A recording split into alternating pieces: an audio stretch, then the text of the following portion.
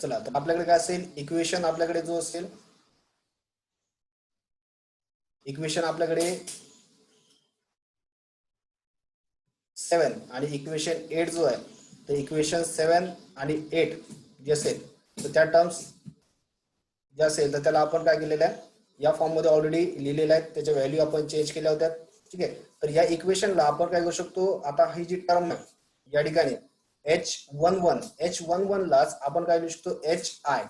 ठीक आहे, आता H स्टँड फॉर काय असेल आपल्याकडे हायब्रिड पॅरामीटर आणि I जो आपण कन्सिडर केला या ठिकाणी I वापरलेला आहे आणि 1-2 च्या ऐवजी काय करू शकतो आपण HR पण वापरू शकतो. त्याचप्रमाणे 8 इक्वेशन जी असेल ते 8 इक्वेशन आपण याप्रमाणे पण मॉडिफाईड लिहू शकतो. तर काय असेल या ठिकाणी H21 च्या ऐवजी आपण HF वापरू शकतो आणि H या ठिकाणी O या ठिकाणी वापरू शकतो. आता I जो असेल हा I याची I ची व्हॅल्यू म्हणजे या ठिकाणी I किंवा R किंवा H किंवा O याचं एक असेल इंडिव्हिज्युअल मिनिंग आहे या ठिकाणी. ठीक आहे, तर I स्टँड फॉर काय केलं आपण या ठिकाणी इम्पिडन्स साठी आपण वापरलेला आहे. ठीक आहे, जसं काय असेल HI म्हणजे काय असेल इनपुट इम्पिडन्स, HR म्हणजे काय असेल रिव्हर्स व्होल्टेज रेशो, I म्हणजे या ठिकाणी इम्पिडन्स आहे जरा इनपुट इम्पिडन्स, HR म्हणजे रिव्हर्स व्होल्टेज रेशो, त्याचप्रमाणे HF म्हणजे फॉरवर्ड करंट रेशो आणि HO म्हणजे काय असेल आउटपुट ऍडमिटन्स. ठीक आहे, तर या ठिकाणी वापरलं जातं. म्हणजे काय असेल H11 तुम्ही लिहू शकता किंवा HI लिहू शकता किंवा काय असेल H12 म्हणू शकता किंवा HR म्हणू शकता. ठीक आहे, आता तुम्हाला जसं सोपं जाऊ शकतं लिहायला ते त्याप्रमाणे तुम्ही लिहू शकता. ठीक आहे, म्हणजे काय असेल इक्वेशन 7 आणि 8 ला तुम्ही याप्रमाणे लिहू शकता आणि याप्रमाणे पण लिहू शकता. ठीक आहे, आता चला आपल्याला व्हॅल्यू डिटरमाइन करायची आहे. तर यामध्ये काय असेल आपण हायब्रिड पॅरामीटर जे आहेत ते हायब्रिड पॅरामीटर कसे काढायचे तर ते या ठिकाणी आपण बघणार आहोत. आता आपण ऑलरेडी काय म्हटलेलं आहे की हायब्रिड पॅरामीटरच्या ज्या टर्म्स आहेत तर ते आपण सगळ्यात आधी काय म्हटलं होतं सिंपल सर्किट साठी वापरणार होतो. ठीक आहे, 2 पोर्ट नेटवर्क साठी आणि त्यानंतर आपण काय करणार आहोत आपण कॉम्प्लिकेटेड सर्किट साठी वापरणार होतो. तर सिंपल सर्किट साठी आपण ऑलरेडी बघितलं तर 2 पोर्ट साठी, आता आपण कॉम्प्लिकेटेड सर्किट साठी या ठिकाणी वापरणार आहोत. ठीक आहे, तर सगळ्यात आधी आपण डिटरमाइन जे करणार आहोत तो काय करणार आपण इनपुट इम्पिडन्स आपण डिटरमाइन करणार आहोत. तर इनपुट इम्पिडन्स जो असेल तो आपण H11 किंवा HIE किंवा आपण HI या फॉर्म मध्ये पण आपण डिनोट करू शकतो. आता ज्यावेळेस पण तुम्ही काय करणार आहात कुठलाही टर्म जी आहे ती काय असेल कॉन्स्टंट जर तुम्ही इंडिकेट करता की एखादा सिम्बॉल वापरत आहे, ठीक आहे, तर त्या सिम्बॉलचं काहीतरी एक मिनिंग असतं. तर ठीक आहे, ते तुम्हाला मिनिंग जे असेल ते तुम्हाला पेपरमध्ये लिहिताना काय करावं लागेल लिहावं लागेल की HI म्हणजे इनपुट इम्पिडन्स. जरी काय असेल जो पेपर चेक करणार आहे त्याला माहिती आहे की HI म्हणजे इनपुट इम्पिडन्स होतं, पण तरीही तुम्हाला त्या ठिकाणी इंडिकेट लिहावं लागेल की HI म्हणजे काय इनपुट इम्पिडन्स. ठीक आहे, तर ही गोष्ट लक्षात ठेवा. किंवा तुम्ही H11 म्हटलेलं आहे तर तरीही त्यावेळेस तुम्हाला लिहावं लागेल इनपुट इम्पिडन्स. ठीक आहे, तर आता या ठिकाणी काय करणार आपण की सगळ्यात आधी एक काय केलं आपण सर्किट घेतलेलं सिंपल सर्किट जे आहे 2 पोर्ट नेटवर्क वाला. ठीक आहे, सिंपल सर्किट. आता या सिंपल सर्किट मध्ये 2 पोर्ट मध्ये काय असेल इथे इनपुट टर्मिनल आहेत आणि आउटपुट टर्मिनल आहेत. आता या ठिकाणी बघा इनपुट टर्मिनलला आपण काय केलंय AC सप्लाय दिलेला आहे. ठीक आहे, आता AC सप्लाय दिल्यामुळे काय होईल की याच्यामधून जो असेल तो करंट फ्लो होईल. ठीक आहे, आता हा जो करंट जो आहे तो करंट कुठला फ्लो झाला IB म्हणजे काय असेल बेस करंट फ्लो झालेला आहे. ठीक आहे, आता त्यानंतर काय असेल या ठिकाणी आता हा जो आपण आउटपुट जो आहे तो आउटपुट टर्मिनल काय केला आपण शॉर्ट केलेला आहे. ठीक आहे, शॉर्ट केल्यामुळे काय झालेलं आहे की या ठिकाणी आपल्याला आउटपुट काही मिळणार नाही. ठीक आहे, म्हणजे आउटपुट जो होता तो काय आपल्याकडे आउटपुट कुठला होता आपल्याकडे बेस व्होल्टेज, तो बेस व्होल्टेज जो आहे तो आपल्याला मिळणार नाही. बेस व्होल्टेज जो आहे म्हणजे VC तो काय मिळेल आपल्याला 0 राहील. आता सिम्प्लिसिटीसाठी या दोघांच्या करंटच्या डायरेक्शन आपण याप्रमाणे घेतलेल्या आहेत. त्यात मे बी काय असेल सर्किट टू सर्किट व्हॅरी होऊ शकतात. बरं, ठीक आहे, आता मी इथे IB ची डायरेक्शन या ठिकाणी दाखवलेली आहे, IC ची डायरेक्शन इकडे दाखवलेली आहे. ठीक आहे, या डायरेक्शन काय होऊ शकतात चेंज होऊ शकतात. ठीक आहे, तर हे काय असेल आपलं एक एक्झाम्पल म्हणून आपण घेतलेलं आहे. तर या ठिकाणी काय असेल की करंटच्या डायरेक्शन ही IC आणि IB चे डायरेक्शन चेंज होऊ शकतात. तर या ठिकाणी फक्त आपण दर्शवलेलं आहे याप्रमाणे. आता काय केलेलं आहे एक 2 पोर्ट नेटवर्क घेतलं तर त्याच्या इनपुटला काय केलं आपण AC सप्लाय दिला. AC सप्लाय दिल्यामुळे करंट फ्लो झाला, तो किती असेल आपल्याकडे IB हा करंट फ्लो झालाय आणि व्होल्टेज किती दिला आपण VB. आणि काय असेल आउटपुट जो आहे तो आपण शॉर्ट केला, शॉर्ट केल्यामुळे काय असेल आपल्याला आउटपुट जो असेल तो आपल्याला व्होल्टेज काय असेल आउटपुट व्होल्टेज म्हणजे VC जो असेल तो आपल्याला 0 मिळेल. ठीक आहे, मग आता हे इक्वेशन जे आहे या सर्किटमध्ये दाखवल्याप्रमाणे आता ही कंडिशन जर आपण काय केली इक्वेशन 7 मध्ये अप्लाय केली, कशामध्ये अप्लाय केली आपण इक्वेशन 7 मध्ये.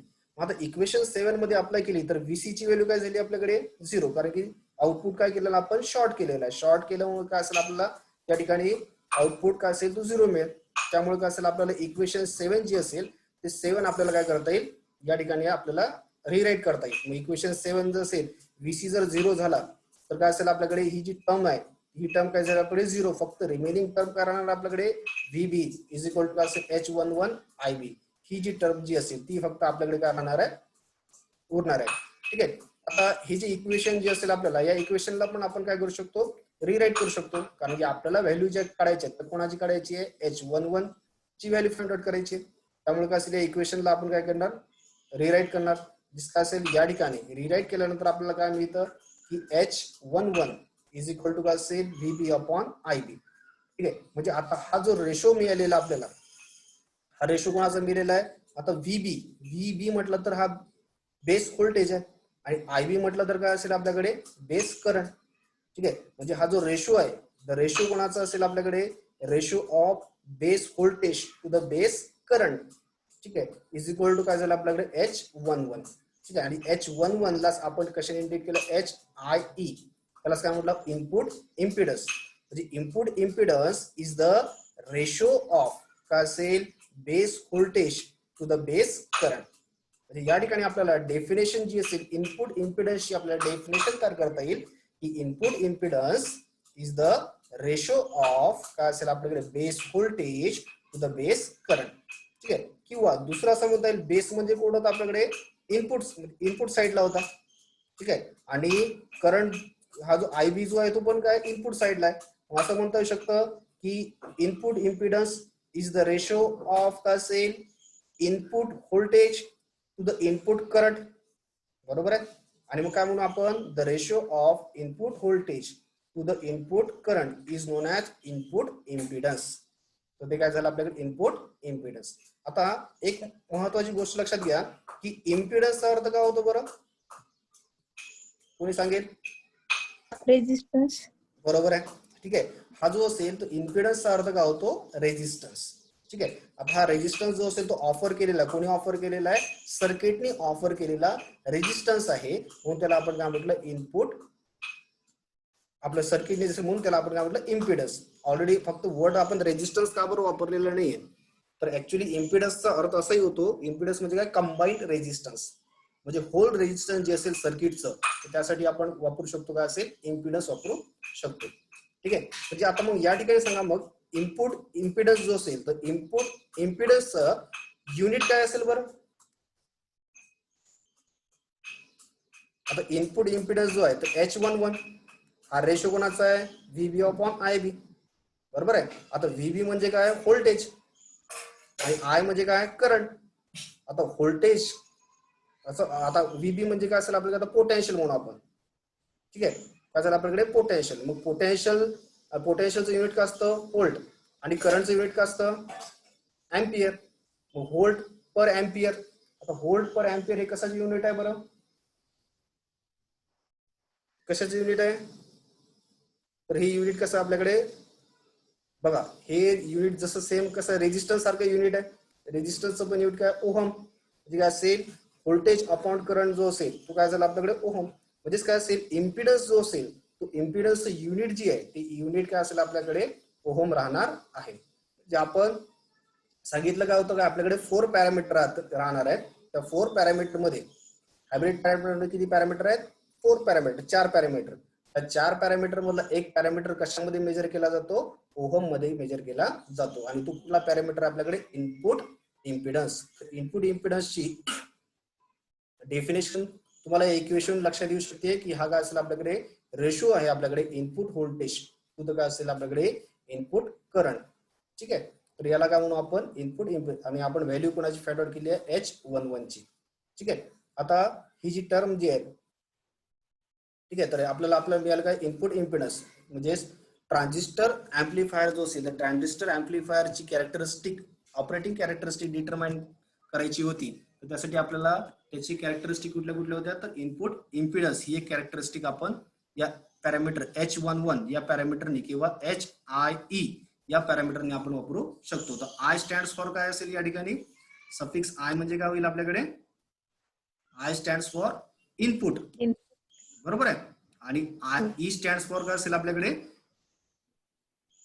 इमिटर.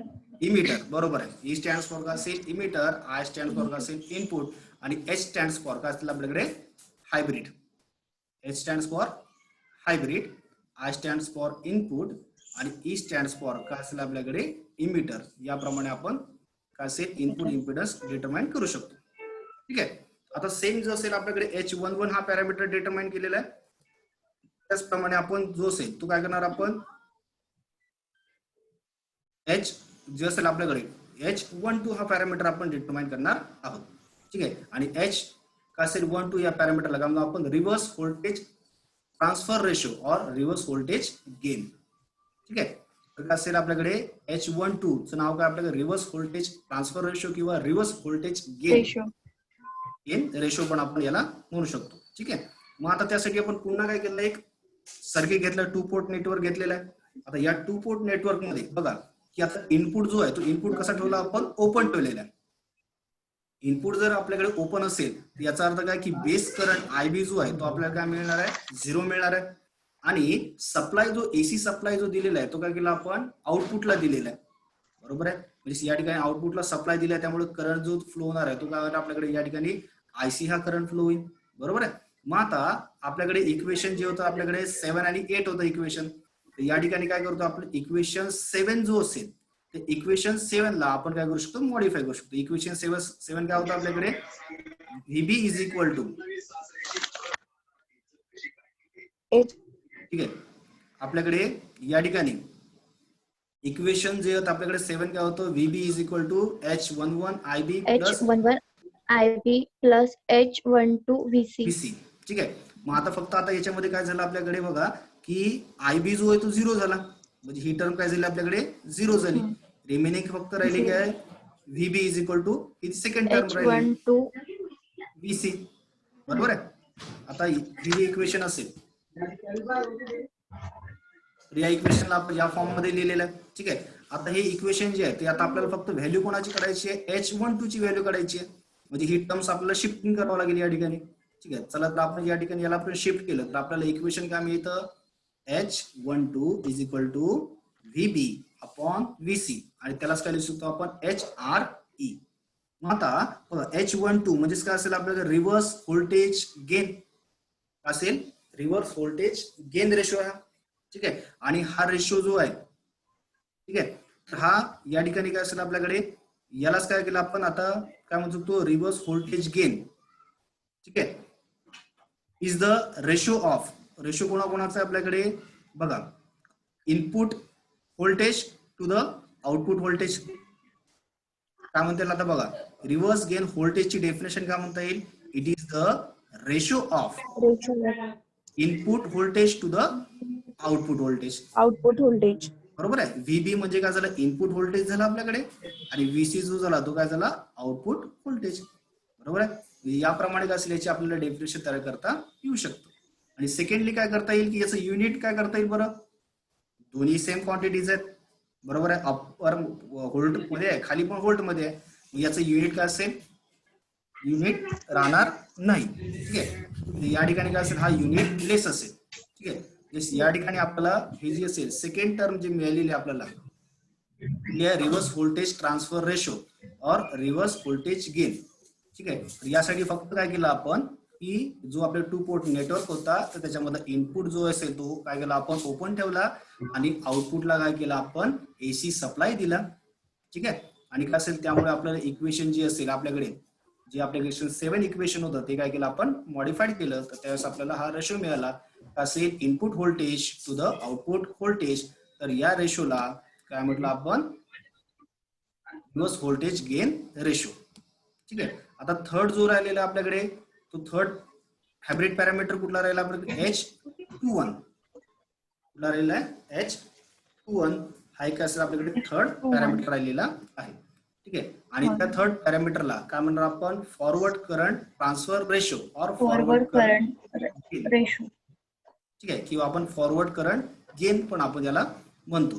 ठीक आहे. आता सेम काय केलं, आता पुन्हा एकदा आपण काय केलं की 2 पोर्ट नेटवर्क वापरलं. त्या 2 पोर्ट नेटवर्क मध्ये काय केलं आपण, इनपुटला काय केलं एसी सप्लाय दिला, आउटपुट काय केला शॉर्ट केला.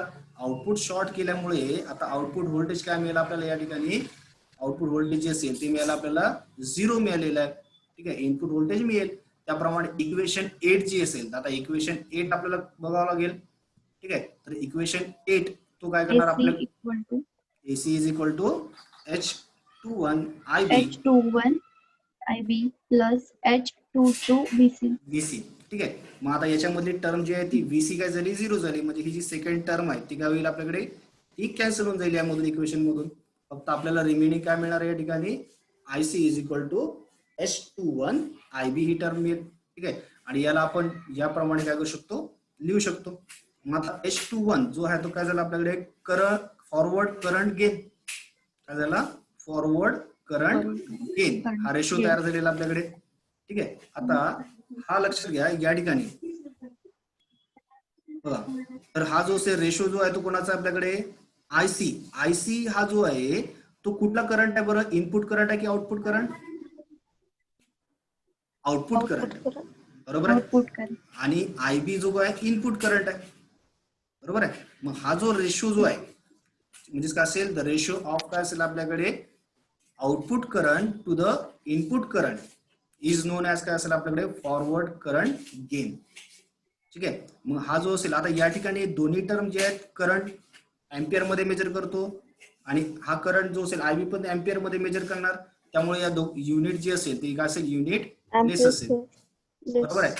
म्हणजे ही जी H21 जो असेल फॉरवर्ड करंट गेन रेशो जो आहे तो कसा असेल आपल्याकडे, युनिटलेस असणार आहे. ठीक आहे. ही पॉईंट लक्षात आला तुम्हाला आता, फॉरवर्ड करंट गेन रेशो. त्याचप्रमाणे आता एक चौथा पॅरामीटर राहिलेला आपल्याकडे, तो काय आपल्याकडे H22 राहिलेला आहे. बरोबर आहे.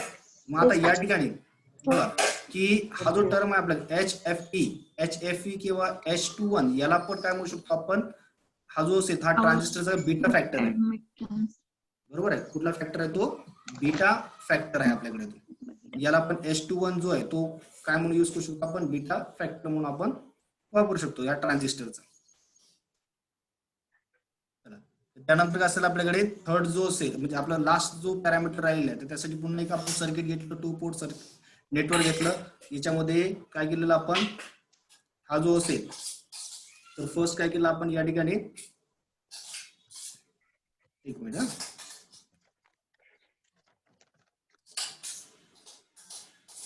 तर या ठिकाणी आपल्याला डिटरमाइन करायचं होतं, तर आपण एक इक्वेशन या ठिकाणी वापरलेलं आहे. तर फोर्थ साठी आपल्याकडे इक्वेशन जे असेल, ऍक्च्युली या ठिकाणी डायग्राम जी आहे ती डायग्राम काय पाहिजे होती आपल्याला, की इनपुट जो असेल इनपुट ओपन पाहिजे होता आपल्याला आणि आउटपुट जो असेल आउटपुटला एसी पाहिजे होता. तर हे डायग्राम चुकीचे आहेत, आपल्याला डायग्राम आपल्याला रेफर करावं लागेल कुठली, एक मिनिट.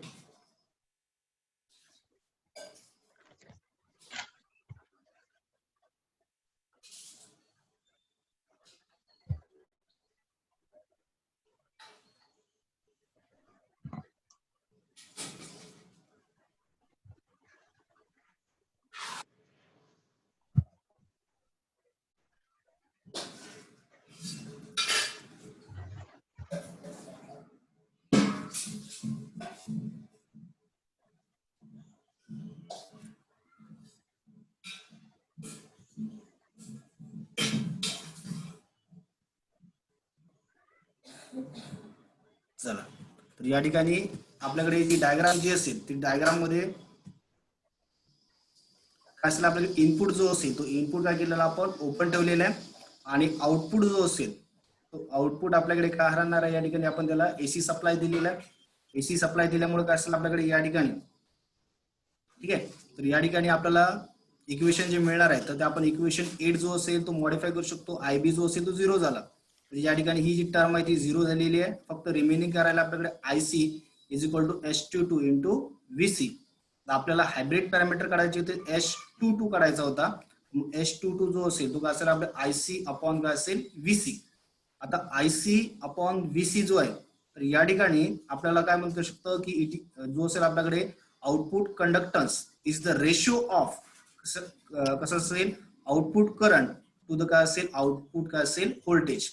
तर याला काय म्हणू शकतो आपण व्होल्टेज म्हणजे यालाच काय म्हणू शकतो आपण आउटपुट कंडक्टन्स. ठीक आहे. आणि कंडक्टन्सचं युनिट जे असतं ते काय असतं आपल्याकडे मऊ असतं.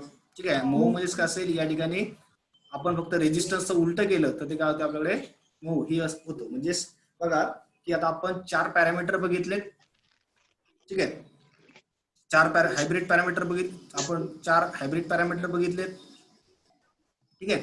तर आपण ऑलरेडी काय म्हटलं होतं हायब्रिड पॅरामीटरची डेफिनेशन करताना तर आपण काय म्हटलं होतं या ठिकाणी की आपल्याकडे 4 कॉन्स्टंट राहतात आणि ते 4 कॉन्स्टंट काय करतात आपल्याला 2 पोर्ट नेटवर्कचं बिहेवियर सांगतात. ठीक आहे.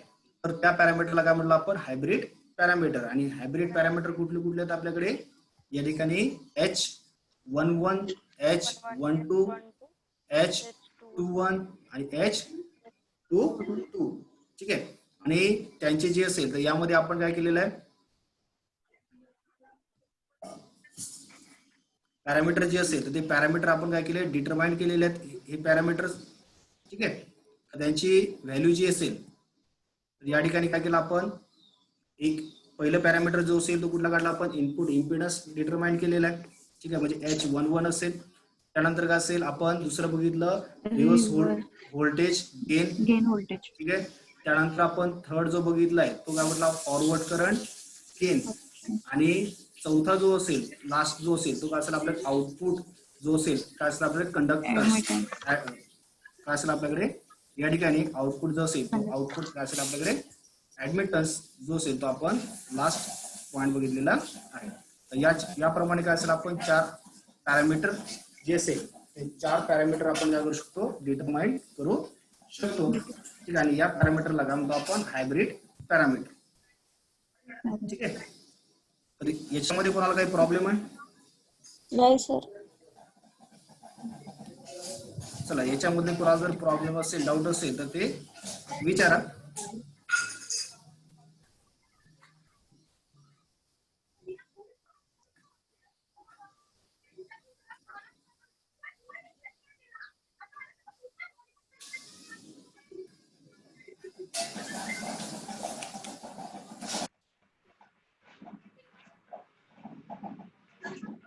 चला जर कोणाला काही प्रॉब्लेम असेल तर त्यांनी काय करायचं आहे आपल्या गुगल क्लासरूम वरती क्वेश्चन्स टाकायचे. त्यावर जे असेल तुमचे प्रॉब्लेम सॉल्व्ह केले जातील. त्याचप्रमाणे काय असेल तुम्हाला ट्युटोरियल प्रॅक्टिकल्स जे असेल तर त्याच्याबद्दलची इन्फॉर्मेशन जी असेल ती गुगल क्लासरूम वरती मिळणार आहे. त्यामुळे काय असेल बाकीचे जे राहिलेले आहेत 10-12 जण राहिलेले आहेत ज्यांनी गुगल क्लासरूम जॉईन केलेलं नाही आहे तर त्यांनी गुगल क्लासरूम काय असेल जॉईन करून घ्या. ठीक आहे. तर आता पुढचं लेक्चर आपण नेक्स्ट याला घेऊ आणि याचे जे रिलेटेड व्हिडिओ जे असतील तर ते पण काय असेल तुम्हाला गुगल क्लासरूम वर टाकल्या जाईल. ठीक आहे. जर कोणाला काही प्रॉब्लेम असेल तर त्यांनी ते विचारू शकता. सर बोला. हॅलो. हा बोला. सर हे हायब्रिड पॅरामीटर 2 पेक्षा जास्त पण असू शकतात का? हा हायब्रिड पॅरामीटर आपण 4 बघितलेत ना. 4 पॅरामीटर आहेत हायब्रिड पॅरामीटर आपल्याकडे. ते आहेत H1. ठीक आहे. तर त्याच्यामध्ये आपण काय बघितलं H11 H12 H21 आणि H22 असे 4 पॅरामीटर आपण बघितले हायब्रिड पॅरामीटर. ठीक आहे. ऍक्च्युली आता हे झालं आपण H पॅरामीटर बघितलेत आपण ट्रान्झिस्टरचे. त्याचप्रमाणे काय असेल Y पॅरामीटर पण असतात आणि Z पॅरामीटर पण आहेत. ठीक आहे. पण हे तुम्हाला सिलेबस मध्ये नाही आहे फक्त तुम्हाला H पॅरामीटर दिलेले आहे. ठीक आहे.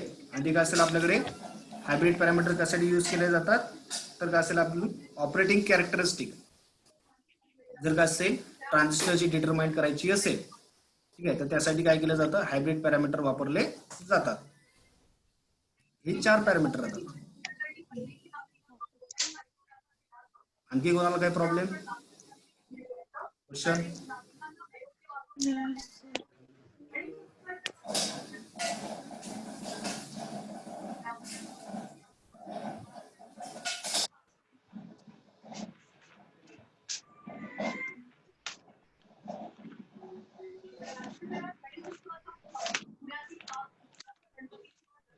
ठीक आहे, मग आपण पुढचं जे असेल ती कंटिन्यू आपण नेक्स्ट लेक्चर मध्ये करू. ठीक आहे.